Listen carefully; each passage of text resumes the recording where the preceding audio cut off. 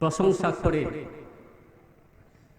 আল্লাহর গুণগান প্রকাশ করলে রাব্বুল আলামিন তার বান্দার উপর খুশি হন। মুসলমান ভাইরা আমার, দুনিয়ার বুকে যদি আপনি আপনার কাজের জন্য কোনো একটা মানুষকে নিয়োজিত করেন,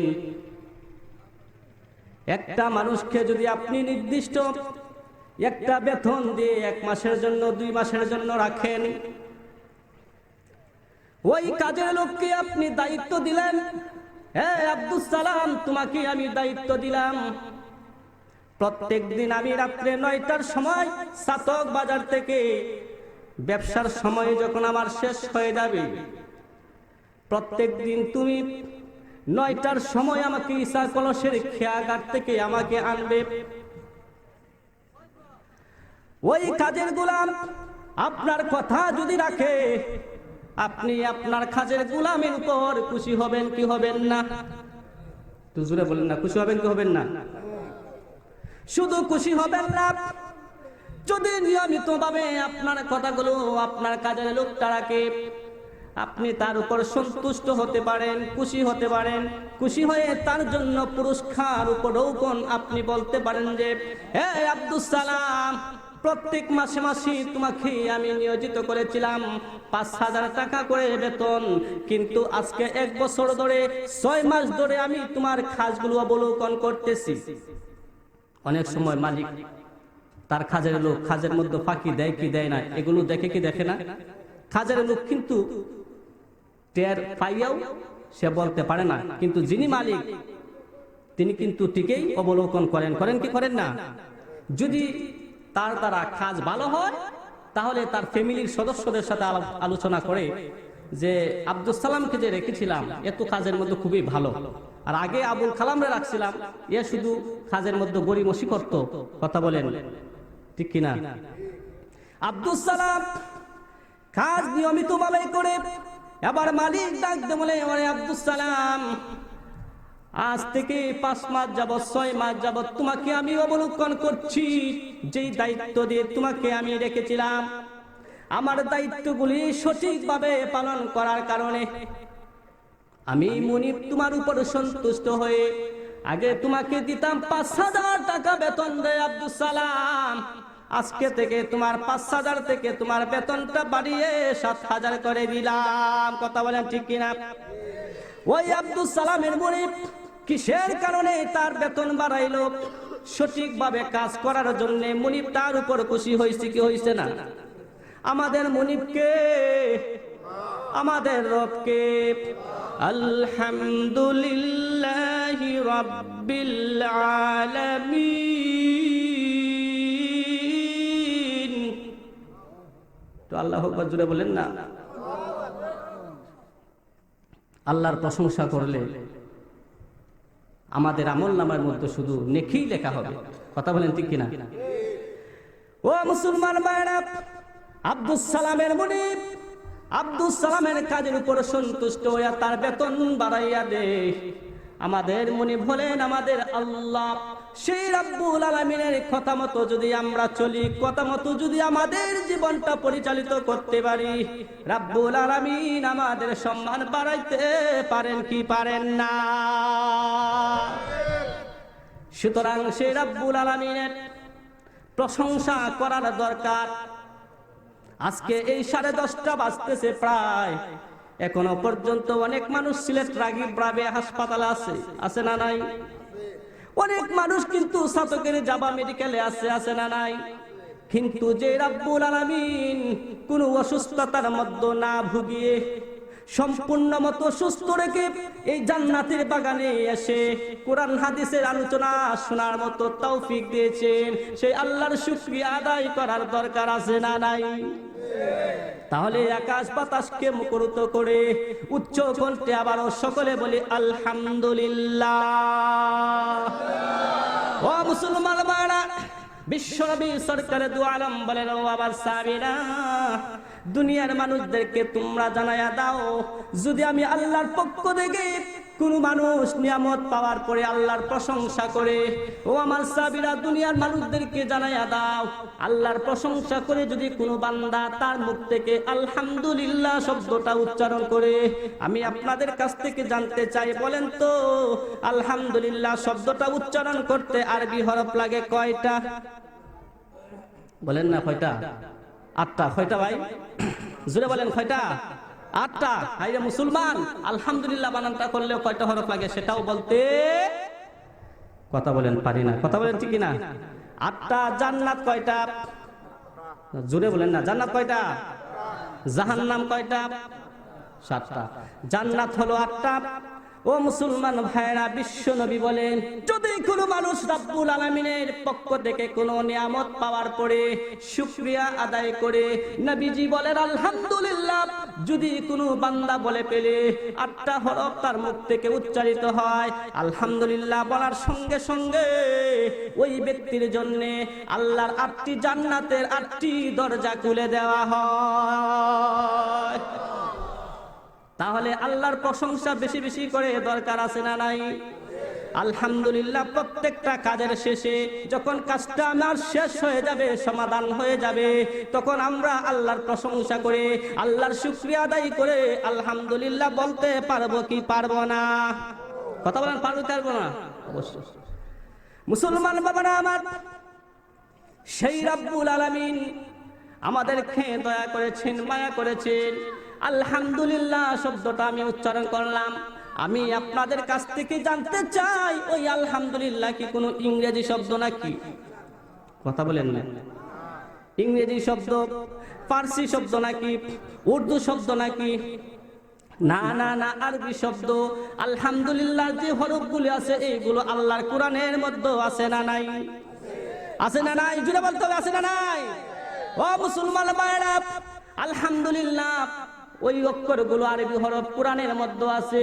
বিশ্ব নবী বলেন, যদি কোনো মানুষ রব্বুল আলামিনের কোরআন তেলাওয়াত করে, ওই ব্যক্তির জন্য প্রত্যেকটা হরফে হরফে 10টা নেকি লেখা দেওয়া হয়। আর যদি কোনো মানুষ এইভাবে আল্লাহর প্রশংসা করে, একবার আলহামদুলিল্লাহ বলে, আলহামদুলিল্লাহ বলার সঙ্গে সঙ্গে ওই বান্দা বান্দির আমলনামার মধ্যে 80টা নেকি সঙ্গে সঙ্গে লিখে দেওয়া হয়। তাহলে প্রত্যেক কাজটার শেষে আমরা আলহামদুলিল্লাহ বলতে পারবো কি পারবো না? সবাই আল্লাহর প্রশংসা করে আবার বলে আলহামদুলিল্লাহ।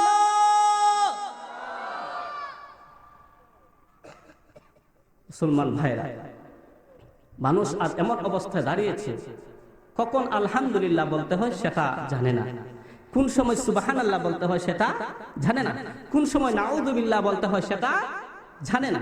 কথা বলেন ঠিক কিনা? আমরা আজকে শিখে নিব, যখনই আল্লাহর পক্ষ থেকে কোনো নিয়ামত পাবো, নিয়ামত পাওয়ার পরে আল্লাহর শুকরিয়া আদায় করে আমরা করব কি? জুড়ে বলেন, কি বলবো? আর যখন কোনো আশ্চর্যজনক কথা শুনবো, আশ্চর্যজনক কথা শোনার পরে আমরা বলবো সুবহানাল্লাহ। মনে থাকবে নি? কথা বলেন, মনে থাকবে সকলে? আশ্চর্যজনক কোনো কথা শোনার পরে আমি বলবো কি? সুবহানাল্লাহ। বিশ্ব নবী সরকারে দো আলম বলেন, যখন কোনো আল্লাহর বান্দা আল্লাহ রাব্বুল আলামিনের পক্ষ থেকে কোনো আশ্চর্য জিনিস দেখার পরে তার মুখ থেকে সুবহানাল্লাহ শব্দটা বের করবে, বিশ্বনবী বলেন সুবহানাল্লাহ শব্দটা বের করার সঙ্গে সঙ্গে আকাশ থেকে জমিন পর্যন্ত যতটা খালি জায়গা থাকে, সমস্তটা খালি জায়গা মহান আল্লাহর নিয়ামতে পরিপূর্ণ হয়ে যায়। তাহলে যে আল্লাহর প্রশংসা করলে তো লাভ, যে আল্লাহর পক্ষ থেকে কোনো আশ্চর্যজনক দেখার পরে সুবহানাল্লাহ বললে তো লাভ। তাহলে সেই সুবহানাল্লাহ আলহামদুলিল্লাহ আমরা বলতে রাজি কি রাজি না? আর নাউযুবিল্লাহ কখন করব? যদি ওই ঈসা কলস খাজিপাড়া মসজিদের পাশে যদি একটা যাত্রা গানের প্যান্ডেল দেয়, জুয়া খেলার আসর বসা, এটা ভালো কাজ না খারাপ কাজ? জোরে বলেন, ভালো কাজ না খারাপ কাজ? খারাপ কাজ। যখন কোনো খারাপ কাজ সংগঠিত হবে, সেই খারাপ কাজটাকে আমরা ঘৃণা জানিয়ে বলবো নাউযু বিল্লাহ, আল্লাহ তুমি এই সমস্ত কাজ থেকে তুমি আমাদেরকে হেফাজত করো। কথা বলেন ঠিক কিনা? মুসলমান ভাইরা, আমি আর আমার ভূমিকা দীর্ঘায়িত করতে চাচ্ছি না, আমি সরাসরি চলে যাচ্ছি আমার আলোচনায়। আমি আপনাদের সামনে পবিত্র কালামুল্লাহ শরীফের সূরা লুকমানের সর্বশেষ আয়াতটি আমি তেলাওয়াত করেছি। কথা বলেন তো, সূরাটার নাম কি? জোরে বলতে হবে, সূরাটার নাম কি? লুকমান। এখন যদি আমি কাউকে প্রশ্ন করি, বলেন তো দেখি লুকমান কে ছিলেন? বলেন তো দেখি, আপনারাই বলেন তো দেখি লুকমান কে ছিলেন? অনেকেই বলবেন যে নবী ছিলেন, ঠিক কিনা? কথা বলেন ঠিক কিনা? কিন্তু একটা মাত্র মত, একটা শুধু মত আছে যে লুকমান আলাইহিস সালাম নবী ছিলেন, কিন্তু অধিকাংশ মুফাসসিরিনে কেরামের মতে লুকমান কোন নবী ছিলেন না। তবে উনি একজন আল্লাহর ওলি ছিলেন এবং বিজ্ঞ আলিম ছিলেন এবং অনেক অসংখ্য নবীদের সাথে তিনি চলাফেরা করেছেন, অসংখ্য নবীর সাহচর্য তিনি লাভ করেছিলেন। এজন্য নবীদের যে খাসলত বা চরিত্র বা গুণাবলী, কোয়ালিটি, ওইগুলো লুকমানের চরিত্রের মধ্যে ফুটে উঠেছিল। আর লুকমান আলাইহিস সালাম আল্লাহ পাক রব্বুল আলামিনের এত দাসত্ব গোলামি করেছিলেন, যে কারণে রব্বুল আলামিন তাকে এত সম্মান দিয়েছেন। ওয়া তুইজ্জু মান তাশাউ ওয়া তুযিল্লু মান তাশা। আল্লাহ যাকে ইচ্ছা সম্মান প্রদর্শন করেন, যাকে ইচ্ছা অপদস্থ করেন। কথা বলেন ঠিক কিনা? হ্যাঁ, লুকমান আলাইহিস সালামের কাজগুলো মহান রব্বুল আলামিনের কাছে পছন্দনীয় ছিল। আর আল্লাহ রাব্বুল আলামিন তাকে পছন্দ করে কুরআনের মধ্যে তার নামে একটা সূরা নাযিল করে দিলেন। জুড়ে বলেন সুবহানাল্লাহ। তাহলে যেই ব্যক্তির নামে কুরআনের মধ্যে সূরা নাযিল হয়, ওই ব্যক্তি আমার মতো আর আপনার মতো মানুষ নাকি? কথা বলেন, আমার মতো আপনার মতো সাধারণ মানুষ নাকি? না। মুসলমান বাবারা আমার, গভীর মনোযোগ। ওই লুকমান আমি যেমন করে আপনাদের সামনে আলোচনা করতেছি বাবারা, গভীর মনোযোগ। লুকমান এমনি ভাবে অনেক মানুষদেরকে সামনে নিয়ে কথা বলতেছেন। ও মুসলমান ভাইরা, বক্তা যখন কথা বলে, বক্তা কথা বলার সময় বক্তার মুখ কিন্তু বিভিন্ন দিকে যায় কি যায় না? কথা বলেন, যায় কি যায় না? একবার যাবে পশ্চিম দিকে, আর একবার যাবে পূর্ব দিকে, একবার থাকবে স্টেট। কথা বলেন ঠিক কিনা? হযরতে লুকমান মানুষের সাথে কথোপকথন করতেছেন, আলোচনা করতেছেন। এখন আমি আপনাদের সামনে আলোচনা করতেছি, হঠাৎ করে যদি ওই মজলিস থেকে একজন মানুষ দাঁড়ায় যায়, যিনি কথা বলবেন তার সমস্যা হবে কি হবে না? জোরে বলেন, হবে কি হবে না? ও মুসলমান ভাইরা, যিনি কথা বলেন তার সমস্যা হবে। তিনি বলতে পারেন, হোয়াটস প্রবলেম, তোমার সমস্যাটা কি? যদি তোমার সমস্যা না থাকে তাহলে তুমি দাঁড়ায় যাও। কারণ যিনি কথা বলেন তার সামনে যদি উঠা বসা করা হয়, তিনি কিন্তু কথা বলতে তার কষ্ট হবে, কথাগুলো তিনি গুছাইতে পারবে না। কথা বলেন ঠিক কিনা? হযরতে লুকমান এইভাবে আলোচনা করতেছেন, একজন ব্যক্তি মধ্যখান থেকে দাঁড়ায় গেল। দাঁড়ায় যাওয়ার পরে হযরতে লুকমান ডাক দিয়ে বলেন, কি জন্য তুমি দাঁড়াইলা? কিসের জন্য তুমি দাঁড়াইলা? ওই গ্রাম্য ব্যক্তি ডাক দিয়ে বলে, আমি আপনাকে একটু প্রশ্ন করতে চাই, যদি আমাকে একটু অনুমতি দেন। আমার মতো এত রাগে ছিল না লুকমান, কারণ যারা জাতির ভিতরে আল্লাহর ভয় আছে, খৌফ আছে, রাসূলের আদর্শ মতো যাদের জীবন গঠন করে, নবীদের বৈশিষ্ট্য যাদের কাছে আছে, তারা কিন্তু এত রাগী হয় না। আমার মতো মানুষ হইলে ধমক দিয়ে তাকে বসাই দিতাম। কথা বলেন ঠিক কিনা? কিন্তু হযরতে লুকমান বললেন, আপনাকে অনুমতি দেওয়া হলো, আপনি দাঁড়িয়েছেন যে কারণে আপনি প্রশ্ন করতে বলেছেন, ঠিক আছে, আপনাকে অনুমতি দিলাম, আপনি প্রশ্ন করতে পারেন। ও মুসলমান ভাইয়েরা, এবার হযরতে লুকমান ওই ব্যক্তিকে অনুমতি দিলেন। ওই ব্যক্তি প্রশ্ন করল, আপনার কাছে প্রথম নাম্বার প্রশ্ন হলো, আমি দেখেছি আপনার যে চেহারাটা, ওই যে খাজেপাড়া, ইসাকলস খাজেপাড়া গ্রামের মধ্যে দক্ষিণের দিকে একটা গরুর মাঠ ছিল। কিসের মাঠ? গরু রাখার মাঠ। কিসের মাঠ? গরু রাখার মাঠ ছিল। ওই গরু রাখার মাঠের মধ্যে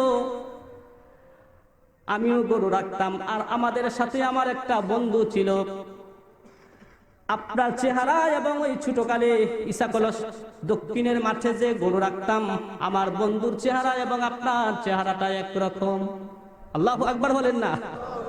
সুবহানাল্লাহ, আলহামদুলিল্লাহ, জোরে সুবহান।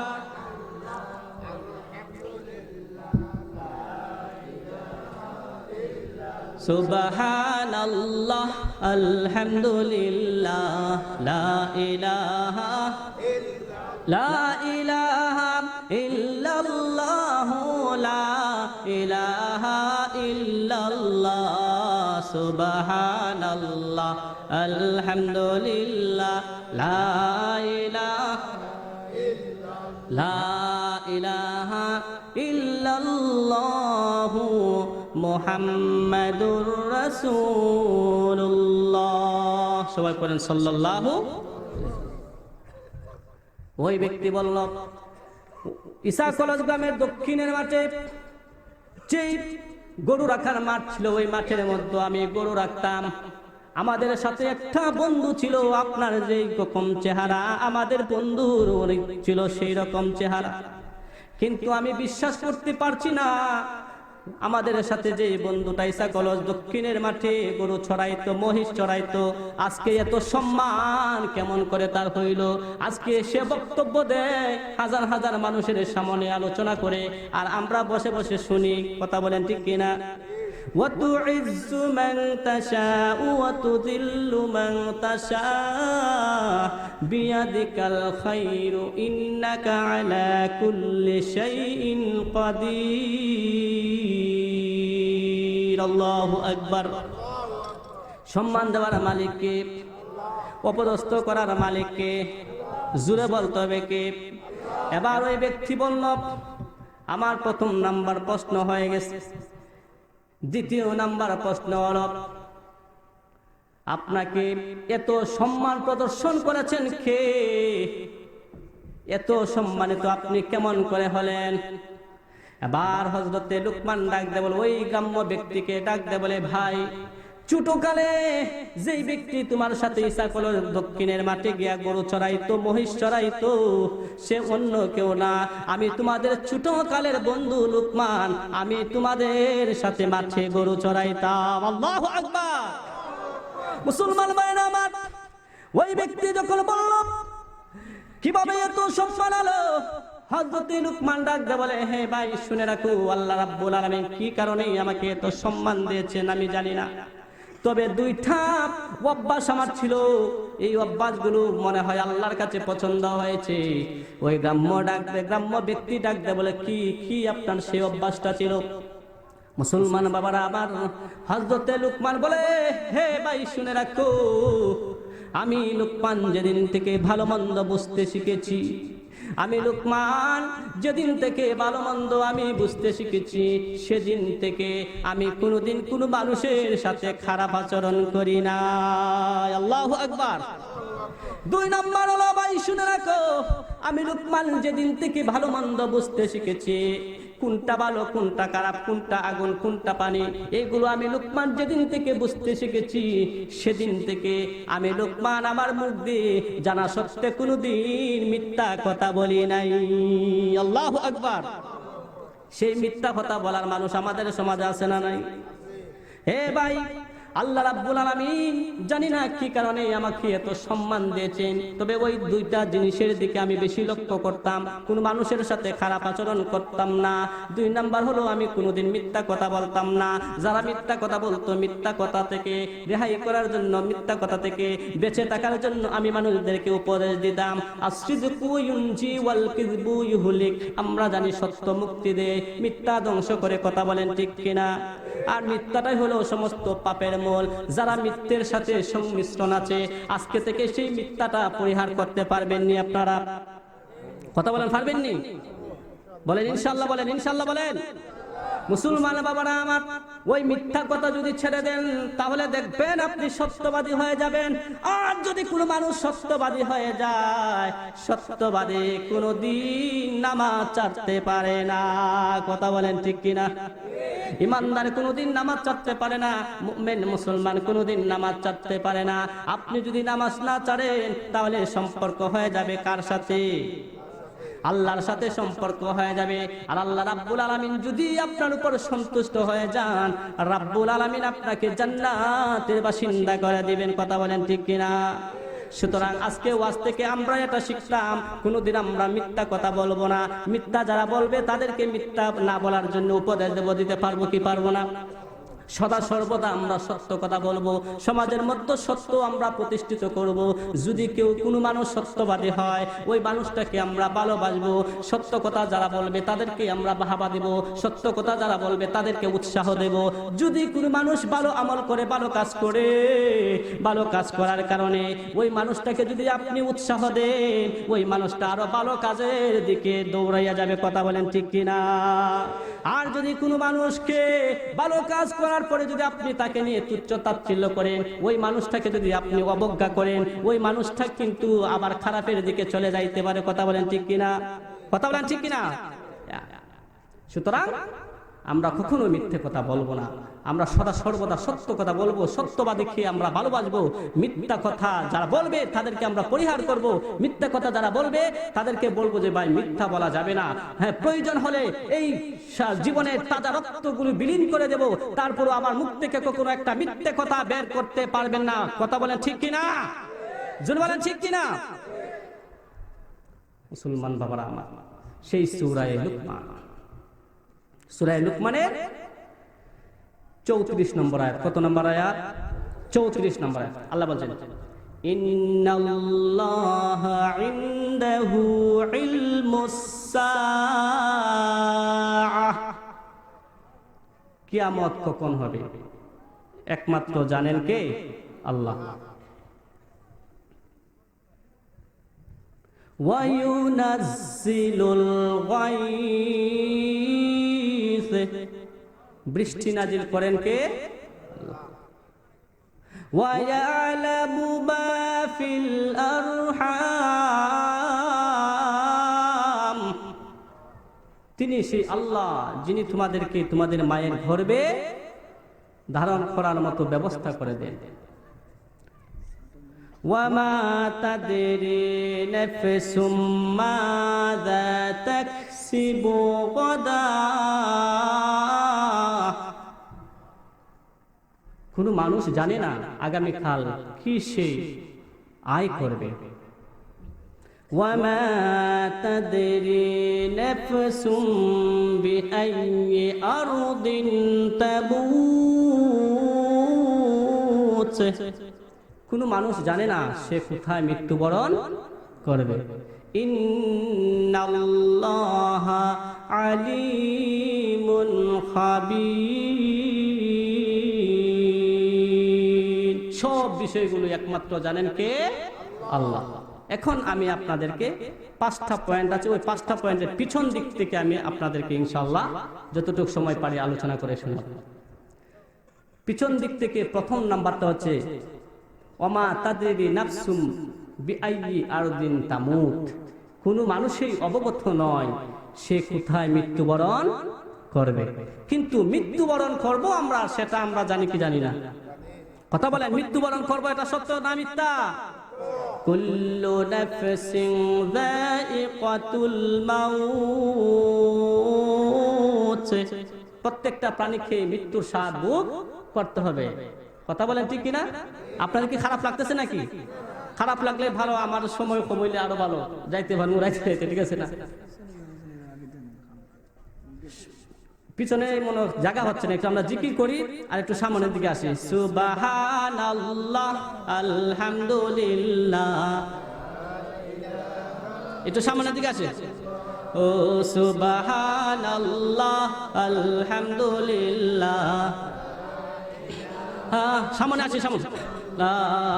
সুবহানাল্লাহ আলহামদুলিল্লাহ লা ইলাহা, তো সামনে আসি, সামনে আসি। সুবহানাল্লাহ আলহামদুলিল্লাহ লা ইলাহা, লা ইলাহা ইল্লাল্লাহ, লা ইলাহা ইল্লাল্লাহ, সুবহানাল্লাহ আলহামদুলিল্লাহ লা ইলাহা ইল্লাল্লাহ, লা ইলাহা ইল্লাল্লাহ, লা ইলাহা ইল্লাল্লাহ, সুবহানাল্লাহ আলহামদুলিল্লাহ লা ইলাহা ইল্লাল্লাহ, ইল্লাল্লাহু মুহাম্মাদুর রাসূলুল্লাহ। সবাই বলেন সাল্লাল্লাহু আলাইহি ওয়াসাল্লাম। আমরা জানি যে পৃথিবীর বুকে প্রত্যেকটা মানুষের প্রত্যেকটা বিষয়ে মতভেদ আছে। কথা বলেন আছে না নাই? জোরে বলেন আছে না নাই? আছে। কিন্তু একটা বিষয়, যে বিষয়টার ব্যাপারে কোনো মানুষের দ্বিমত নাই। কথা বলেন ঠিক কিনা? সে যদি আমেরিকার প্রেসিডেন্ট ডোনাল্ড ট্রাম্প হয়, কন্ডোলিজা রাইস হয়, শেখ হাসিনা, খালেদা জিয়া, যেই হোক না কেন, প্রত্যেক বিষয়ে দ্বিমত থাকতে পারে, কিন্তু মৃত্যুবরণ করবেন সেটা সকলে একমত কিনা? হোক সে মুসলমান, হোক সে হিন্দু, খ্রিস্টান, যে ধর্মেরই অনুসারী হোক না কেন, মৃত্যুবরণ করবে, এই বিষয়টা কিন্তু তার বিশ্বাস আছে। কথা বলেন ঠিক কিনা? মুসলমান ভাইরা আমার, শুধু তাই নয়, প্রত্যেকটা মানুষ মৃত্যুবরণ করবে এই বিষয়টা কিন্তু সকলে বিশ্বাস করে।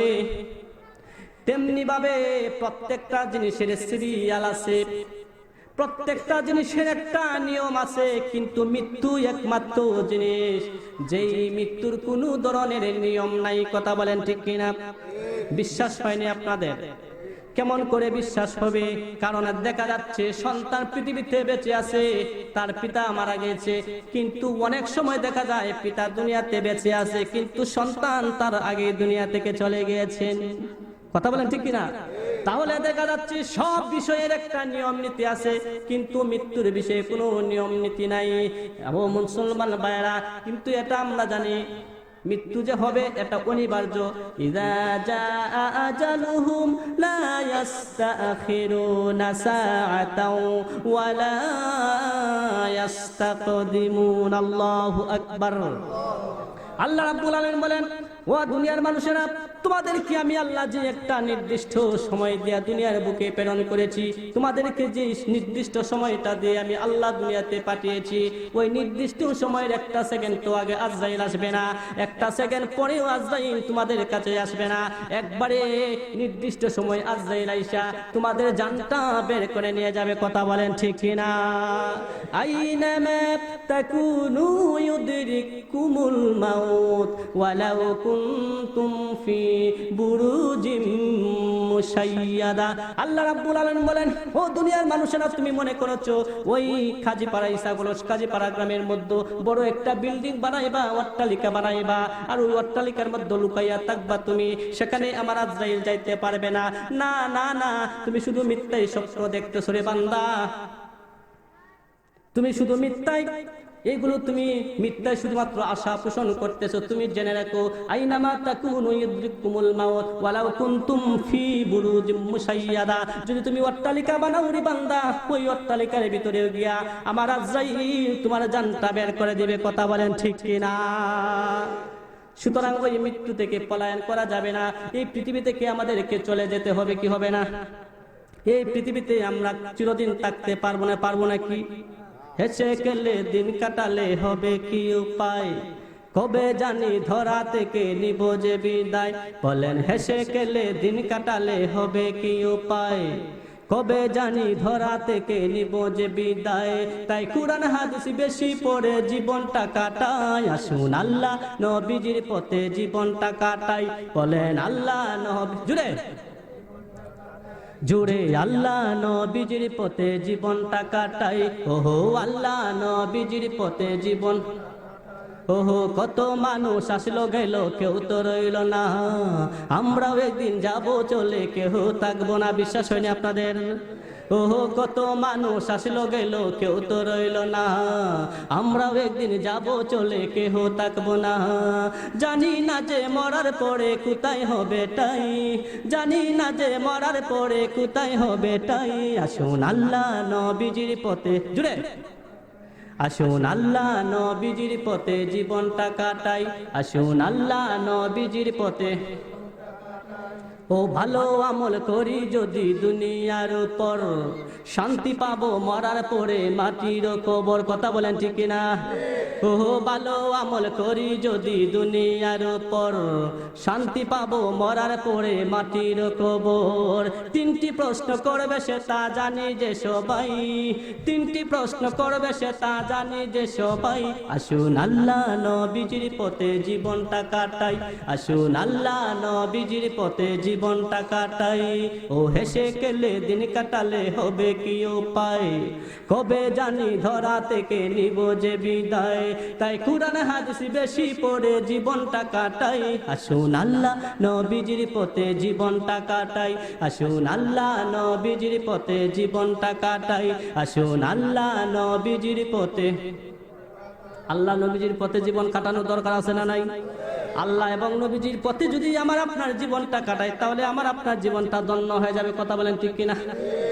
ও মুসলমান ভাইরা, এই পৃথিবীতে খেয়ে আমি আপনি চলে যাব, সবাই চলে যাব। আমরা জানি এই পৃথিবীর বুকে চারজন প্রসিদ্ধ ইমাম আছেন। একজন হলো ইমামে আজম আবু হানিফা রাহমাতুল্লাহ আলাইহি। কথা বলেন ঠিক কিনা? 2 নম্বর হলো ইমাম শাফি, 3 নম্বর হলো ইমাম আহমদ ইবনে হাম্বল, 4 নম্বর হলো ইমাম মালিক। আমরা জানি কি জানি না? কথা বলেন জানি কি জানি না? ইমাম মালিক রাহমাতুল্লাহ আলাইহি, যিনি মুয়াত্তা মালিক কিতাব লিখেছেন, মুয়াত্তা অত্যন্ত প্রসিদ্ধ কিতাব।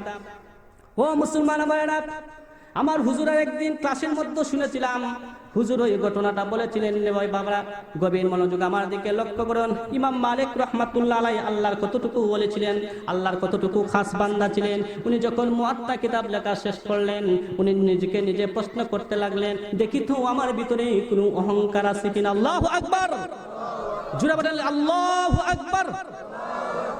উনি নিজেকে নিজে প্রশ্ন করতেছেন, দেখি তো আমার ভিতরে যে আমি ওই কিতাবটা লিখলাম কোনো অহংকার আছে কিনা।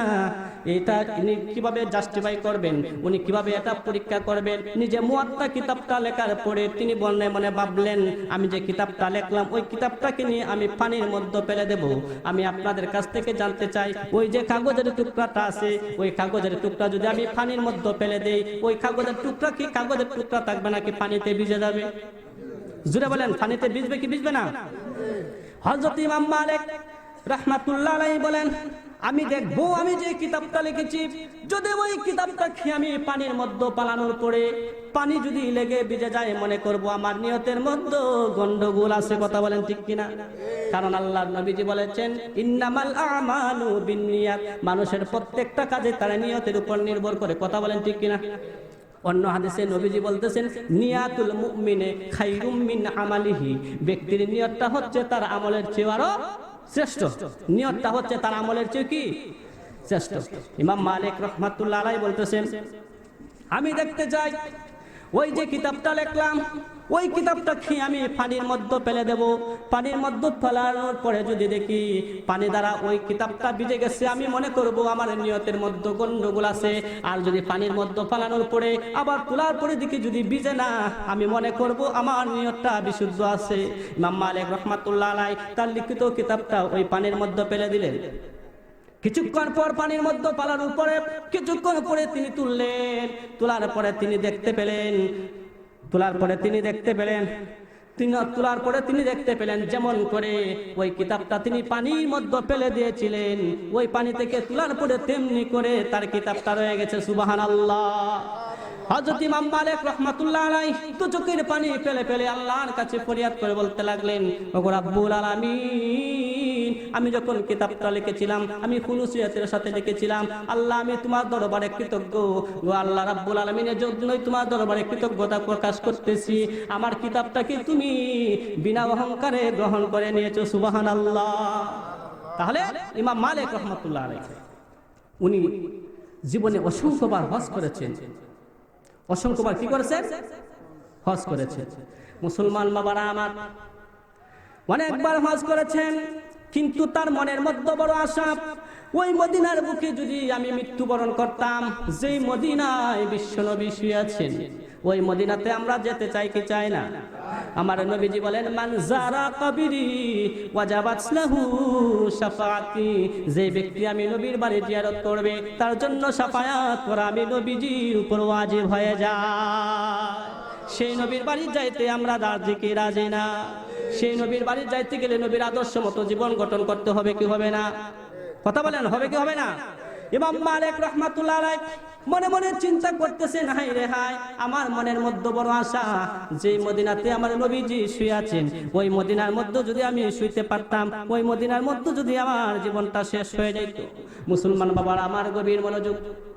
এই চিন্তা ভাবনা করে অনেক লম্বা ঘটনা, আমি সেদিকে যাব না, সময় যেহেতু সংক্ষিপ্ত, 11টার ভিতরে আমাকে শেষ করতে হবে, এই জন্য আমি কম কথা বলে শেষ করে দিচ্ছি। ইমাম মালিক রাহমাতুল্লাহ আলাইহি এই চিন্তা ভাবনা করে তিনি ঘুমের ঘরে নিমজ্জিত হয়ে গেলেন। নবীজি যে দেশের মধ্যে শুয়ে আছেন, ওই দেশে তিনি ঘুমাবেন। উনি ঘুমের মধ্যে নিমজ্জিত অবস্থায় আছেন, স্বপ্নের মধ্যে দেখেন বিশ্ব নবী, তাকে দেখা দিয়েছেন। সুবহানাল্লাহ। ইমাম মালিক রাহমাতুল্লাহ আলাইহি স্বপ্ন যুগে বিশ্ব নবীজিকে দেখে দেখে প্রশ্ন করতে লাগলেন। আমার নবীজি বলছেন, মান রাআ ফিল মানামি রাআল হক, যে ব্যক্তি আমি নবীকে স্বপ্ন দেখলো, সে যেন সত্যি করে আমি নবীকে দেখলো। সুবহানাল্লাহ। কারণ মর্দুর শয়তানে পৃথিবীর সমস্ত মানুষের আকার আকৃতি ধারণ করতে পারে, কিন্তু বিশ্ব নবীর আকার আকৃতি শয়তান কোনোদিন ধারণ করতে পারে? জোরে বলেন, পারে না? পারে না। এমন সময় ইমাম মালিক রাহমাতুল্লাহ আলাইহি ঘুমের মধ্যে বিশ্ব নবীকে স্বপ্ন দেখে প্রশ্ন করতেছেন, ইয়া রাসূলুল্লাহ, ইয়া হাবিবাল্লাহ, ওগো নবীজি, আমার মনের মধ্যে বড় আশা, আপনি যেই মদিনার মধ্যে শুয়ে আছেন, আমি যদি সেই মদিনার মধ্যে শুইতে পারতাম, আমার মৃত্যুটা যদি মদিনার বুকে হইতো, ওগো নবীজি, আমাকে যদি আপনি সংবাদ দিতেন আমার মৃত্যুটা কখন হবে, কোথায় হবে। আল্লাহর নবীকে স্বপ্ন যুগে জিজ্ঞাসা করতেছেন, নবীজি আমার 5টা আঙ্গুল দিয়ে ইশারা দিলেন। সুবহানাল্লাহ বলেন, জুড়ে বলেন সুবহানাল্লাহ। 5টা আঙ্গুল দিয়ে ইশারা দিলেন। ইশারা দেওয়ার সঙ্গে সঙ্গে ইমাম মালিক রাহমাতুল্লাহ আলাইহি ঘুম ভেঙে গেল। মুসলমান বাবারা আমার, প্রত্যেকদিন সকালে আপনাদের ইমাম সাহেব আছেন, সকালে ইমাম সাহেব ছোট ছোট বাচ্চাদেরকে পড়ান, ওনার মুখে হাসি থাকে। ফজরের নামাজের পরে মুসল্লিদের সাথে দেখা হয় হাসি মুখে।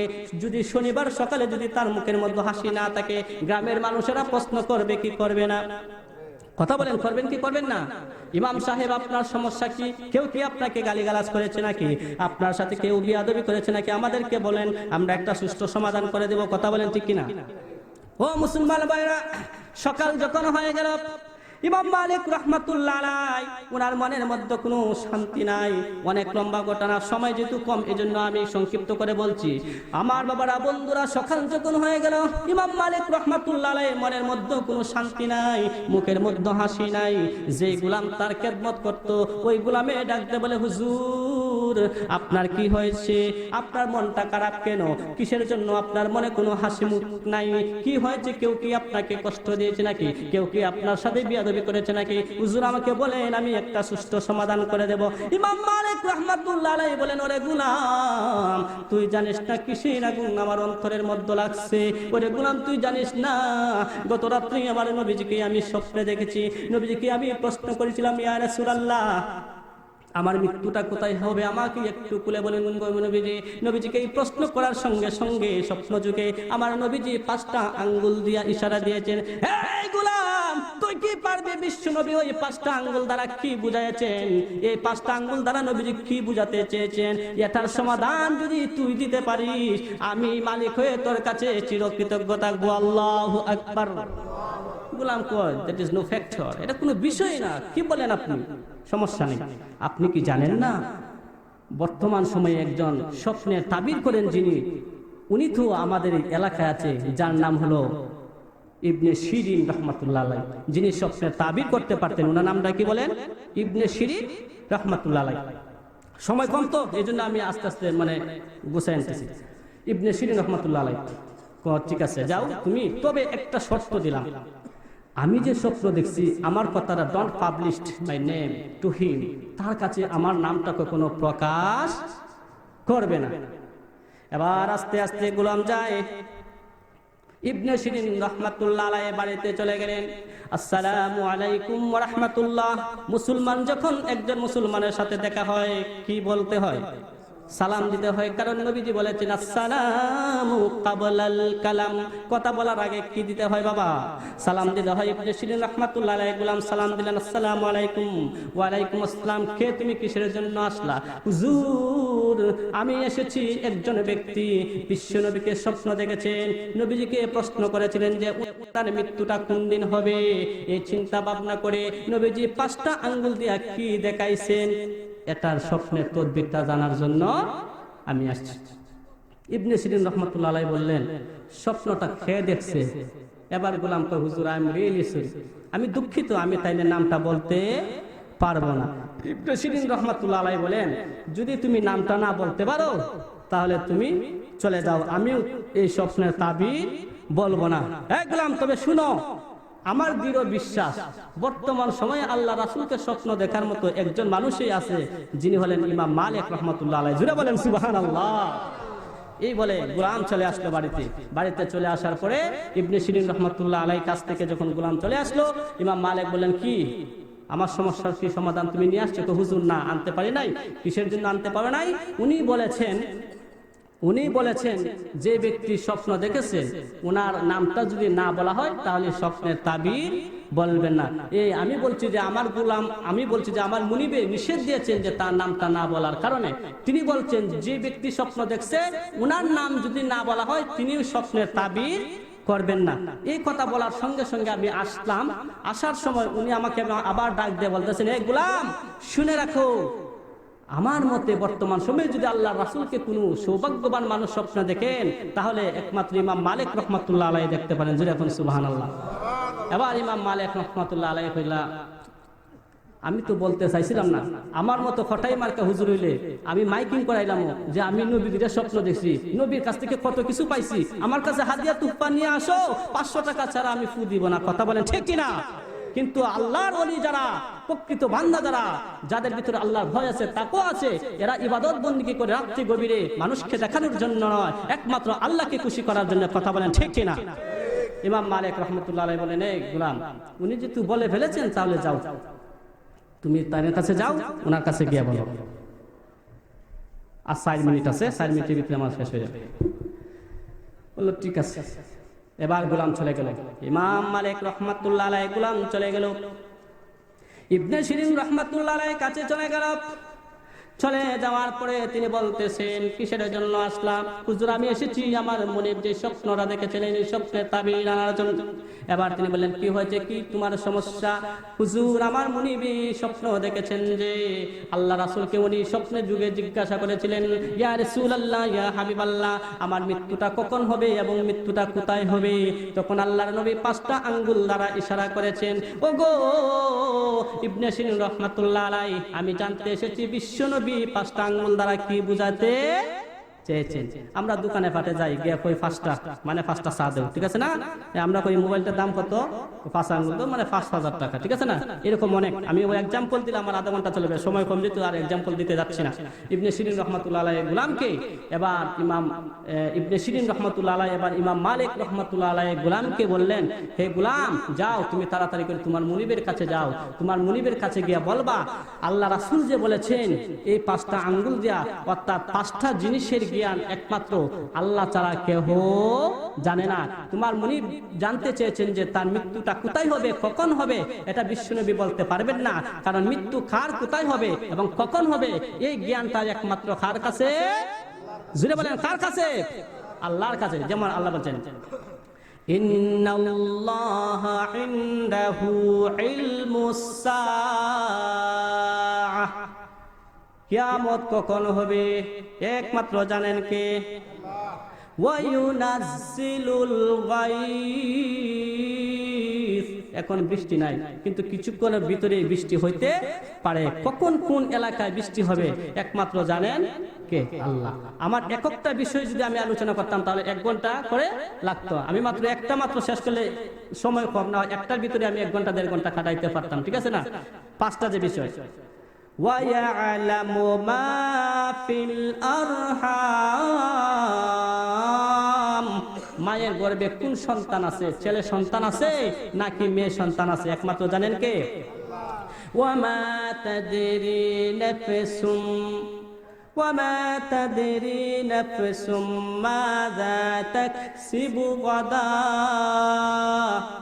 আগামী কালকে কে কি উপার্জন করবে সেটা একমাত্র জানেন কে? ওয়ামা তাদরি নাফসুম বিআইয়ি আরদিন তামুত, কার কোথায় কখন মৃত্যু হবে সেটা একমাত্র জানেন কে? আল্লাহ। ইন্নাল্লাহা আলিমুন খাবীর, সব বিষয়ে একমাত্র জানেন কে?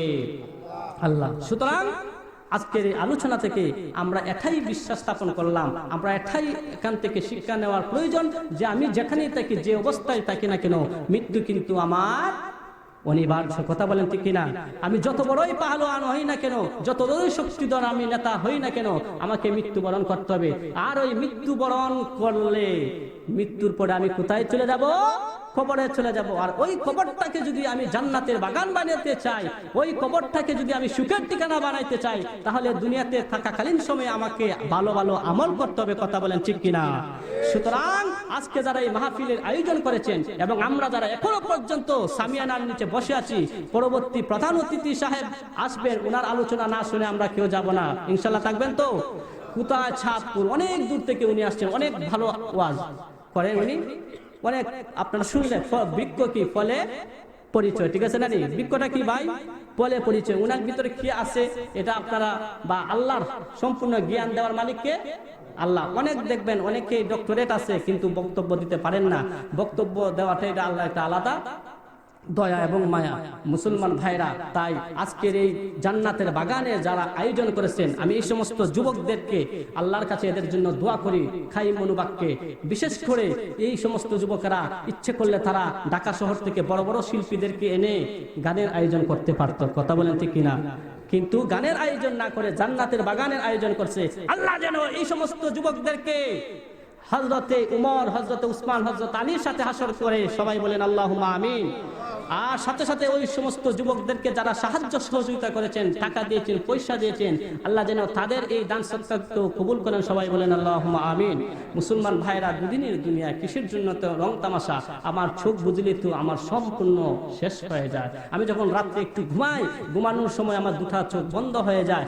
ঘুমানোর পূর্বে যদি একটা মিনিট আমি চিন্তা ভাবনা করি যে আমি কোথায় ছিলাম, কোথায় আছি, আবার কোথায় চলে যাব, আল্লাহর কসমকে বলি, এইভাবে যদি কোনো মানুষ সামান্য সময় চিন্তা ভাবনা করে, ওই মানুষটা কোনোদিন নামাজ ছাড়তে পারে না। কথা বলেন ঠিক কিনা?